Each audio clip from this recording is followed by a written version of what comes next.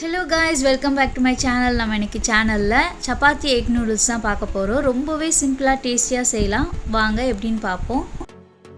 சப்பாத்தி வந்து நம்ம ஃபுல்லா வந்து வச்சு கொடுத்தோம்னா கண்டிப்பா வந்து kids வந்து வேஸ்ட் ஆக்கிடுவாங்க. பாதி வந்து சாப்பிடுவாங்க, பாதி இல்லனா தூக்கி போட்டுருவாங்க. சோ இந்த மாதிரி வந்து நூடுல்ஸ் மாதிரி கட் பண்ணி கொடுத்தோம்னா நூடுல்ஸ் மாதிரி இருக்குன்னு நினைச்சிட்டு சாப்பிடுவாங்க. வேஸ்டாவும் ஆக்க மாட்டாங்க. இந்த மாதிரி நல்லா உதிரியா ஃபர்ஸ்ட் வந்து ஒரு ஷார்ப்பான நைஃப் வச்சு கட் பண்ணி எடுத்துக்கோங்க.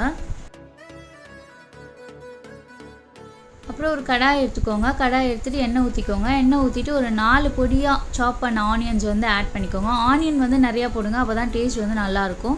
ஆனியன் நல்லா பிரவுனிஷ் ஆற வரையும் வதக்கிட்டு அது கூட வந்து ஒரே green chili வந்து இது கூட ஆட் பண்ணிக்கலாம். ரொம்ப காரம் போடாதீங்க. காரம் போட்டா kids வந்து சாப்பிட மாட்டாங்க. நான் ஒரு half டொமேட்டோ மட்டும் எடுத்து இது கூட ஆட் பண்ணிருக்கேன். டொமேட்டோவும் ரொம்ப ஆட் பண்ணிராதீங்க. கம்மியாவே போடுங்க.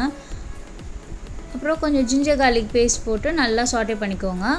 இது கூட வந்து chili powder வந்து ஒரு half spoon ஆட் பண்ணிருக்கேன். அப்புறம் கரம் மசாலா கொஞ்சம், ஜீரா பவுடர், பெப்பர் பவுடர் கொஞ்சம் ஆட் பண்ணிருக்கேன். அதுக்கு அப்புறம் தேவையான அளவு salt ஆட் பண்ணி நல்லா சாட்டே பண்ணிக்கோங்க.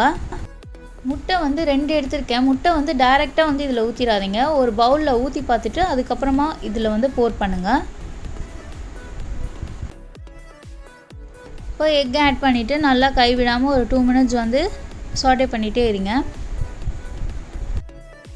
இந்த டிஷ்ஷை வந்து நீங்க கண்டிப்பா ட்ரை பண்ணி பாருங்க. ரொம்பவே சிம்பிள். நம்ம ரொம்ப அவசரமா காலையில செய்யிறதுக்கு இது ரொம்பவே ஆப்டான ஒரு டிஷ். அதனால வந்து கிட்ஸ்க்கு கண்டிப்பா கொடுங்க. டேஸ்டாவும் இருக்கும், ஹெல்தியாவும் இருக்கும்.